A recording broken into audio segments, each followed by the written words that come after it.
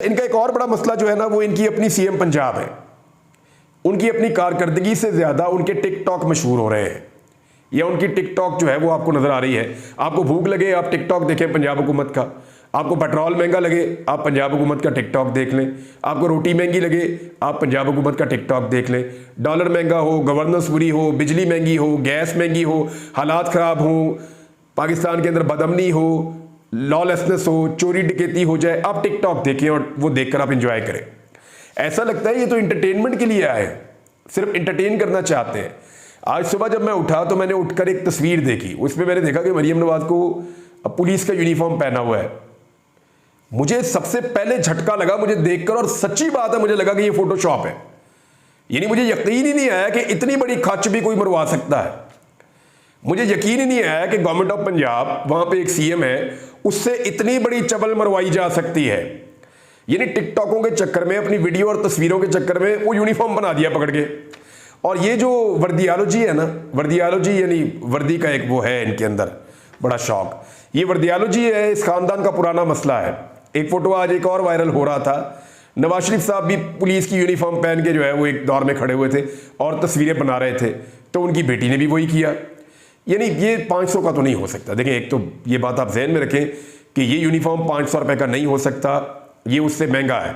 और ये यूनिफॉर्म ख़ास तौर पे सिलवाया गया है, ये मुझे इसकी इतला है कि चंद दिन पहले ये तय किया गया था, फिर उनके नाप के मुताबिक इस यूनिफॉर्म को एडजस्ट करके सिलवाया गया और उनको लाकर दिया गया, प्रेजेंट किया गया। उन्होंने इसको पहना और पहनने के बाद उनको लगा कि शायद कोई बहुत बड़ा काम हो गया। फिर जैसे वो वज़ीर आज़म नहीं जाते आर्मी चीफ के साथ जीप के अंदर बैठ के, वो गॉड ऑफ ऑनर टाइप का जो एक प्रोग्राम होता है जहाँ पे वो एक पूरा का पूरा एक परेड शरेड देखनी होती है, तो उस अंदाज में मरियम नवाज भी एक ओपन जीप के अंदर ऐसे ही बैठ के खड़ी होकर जो है वो गई और वहाँ से उतरी, और उसी अंदाज के अंदर उन्होंने उतर के यूनिफॉर्म पहना हुआ था। फिर वो आईजी वाला जो स्टिक है वो लिया, उसको बगल में दबाया, और यानी अजीबोगरीब ही चीज़ें हैं। यानी इतना सस्ता काम करने की ज़रूरत क्या है? वज़ीर आला पंजाब तो बन गई, और क्या चाहिए? कभी ये यूनिफॉर्म पहन ली है, कभी वो हरकत शुरू कर दी है, कभी एक और हरकत शुरू कर दी है। जब देखो टिकटॉक, जब देखो टिकटॉक। कोई अवाम का इनको एहसास नहीं है। अब अगर यूनिफॉर्म पहन ही लिया है तो भावल नगर जाए, जाकर खड़ी हो जाए उन पुलिस वालों के साथ जिनके साथ ज्यादती हुई है। क्या वहां जाएंगी? ये एक बहुत बड़ा सवाल है, पाकिस्तान का मीडिया उठा रहा है कि क्या मरियम नवाज को भावल नगर नहीं जाना चाहिए? अगर इमरान खान की जमात के किसी बंदे ने एक चपेट मारी होती ना, या एक पत्थर फेंका होता, तो मरियम नवाज ने वहां पे मातम करते हुए पहुंचना था अपनी पूरी काबीना के साथ या टिकटॉकड़ियों के साथ, वहां पे चले जाना था और जाके वहां पे खप डाल देनी थी कि जनाब ये देखें कितना बड़ा जुल्म हो गया, कितनी बड़ी ज्यादती हो गई। उधर पुलिस को दुम्बा बना दिया मार मार के, इनके मुंह से सी तक नहीं निकली। ये वहां पहुंचे ही नहीं अभी तक, और यूनिफॉर्म पहनकर इजहार यकजहती कर रहे हैं। मेरे ख्याल में पुलिस को डीमोराली कर रहे हैं और कुछ नहीं कर रहे। इस पुलिस को इन्होंने अपने मुसल्ला विंग की तरह इस्तेमाल किया दूसरी सियासी जमातों के खिलाफ। और मुझे नहीं लगता था कि उस्मान बुज़दार का मजाक उड़ाते थे, मुझे याद आ गया बेचारे का। हालांकि उस्मान बुज़दार ने ऐसी चवल कभी नहीं मारी, या इस तरह की हरकत अजीबोगरीब इतनी सस्ती शौहरत के लिए कभी इस हद तक उस्मान बुज़दार ने नहीं किया। अब एक एप्लीकेशन भी चली गई है मुकदमे के अंदराज के लिए कि जनाब यूनिफॉर्म पहनने का हक नहीं है इनका, इन्होंने यूनिफॉर्म क्यों पहना। वैसे ऐसे मुकदमे होते भी हैं कि टिकटॉक बनाने के चक्कर में कुछ लोग जो हैं वो पुलिस का यूनिफॉर्म पहनकर टिकटॉक बना देते हैं, तो उनमें से कुछ लोग गिरफ्तार भी हुए, उनके खिलाफ कानूनी कार्रवाई भी हुई। तो अब उसी बुनियाद के ऊपर जाकर एक दरखास्त गुजार ने एप्लीकेशन दे दी कि जनाब मरियम नवाज पे कार्रवाई की जाए, उन्हें टिकटॉक बनाने के चक्कर में या सस्ती शोहरत के चक्कर में पुलिस का यूनिफॉर्म पहन लिया जो इनको नहीं पहनना चाहिए था। वो एक एक्टर है हमारे, उन्होंने बड़ी मजे की बात कही थी। उन्होंने कहा ऐसा लगता है पंजाब में फैंसी ड्रेस शो चल रहा है, रोजाना कोई ना कोई नया ड्रेस पहन के और कोई ना कोई नई चीज चल रही है इस मुल्क में। आज मरियम नवाज ने अपने दिल की एक और बात भी की है, और ये बात मैंने तो बड़े गौर से सुनी है। जिन्होंने नहीं सुनी वो ज़रा इस बात को ज़हन में रखें कि आज मरियम नवाज के दिल की बात ज़बान पर आई है, और उन्होंने कहा कि मैं अपने बाप की वजह से वज़ीर आला पंजाब नहीं बनी, मैंने बड़ी मेहनत की है, मैं आग के दरिया के ऊपर से गुजर कर आई हूँ। तो मरियम नवाज का ये कहना कि मैं अपने बाप की वजह से नहीं बनी, इसका मतलब आप समझिए, इसको कहते हैं नरगसियत, कि मैं जो हूँ वो मैं हूँ।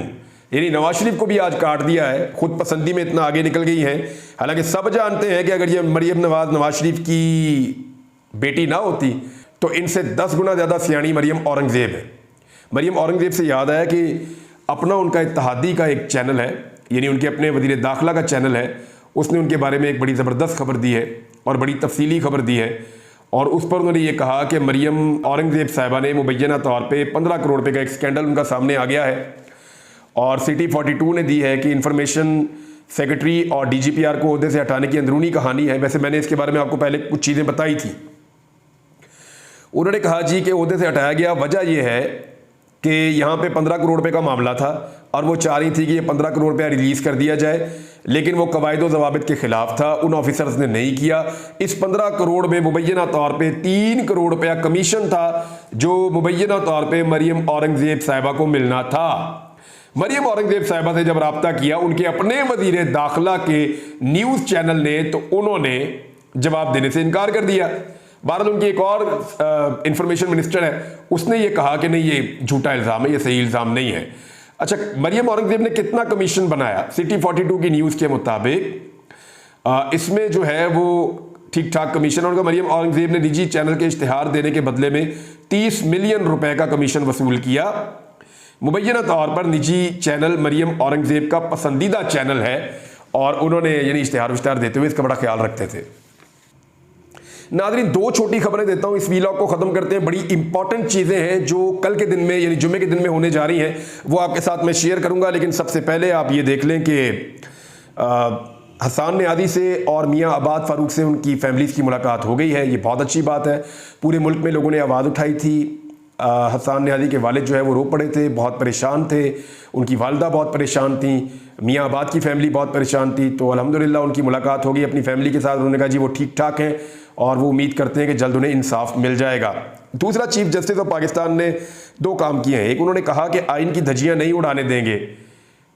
अब इस वीलॉग में तो मैं नहीं बताऊंगा कि आइन की धज्जियाँ कौन कौन सी उड़ी हैं चीफ जस्टिस ऑफ पाकिस्तान के अपने टन्योर में, लेकिन आपके पास मौका है कि आप कमेंट के अंदर लिखकर बता दें जोन जोन सी उड़ी हैं, मैं अगले वीलॉग में बता दूंगा। नंबर 2, प्रोटोकॉल वापस कर दिया है चीफ जस्टिस ऑफ पाकिस्तान ने। तो मैं सिर्फ इतना कहूंगा कि जनाब कादी फायद ईसा साहब, आपने अपना प्रोटोकॉल वापस नहीं करना, सिर्फ आपने पूरे मुल्क में जिन जिन लोगों ने नाजायज प्रोटोकॉल रखा हुआ है वो वापस लेना है। आपकी जिम्मेदारी अपना प्रोटोकॉल छोड़ना नहीं है। ये तो बहुत छोटी बात है।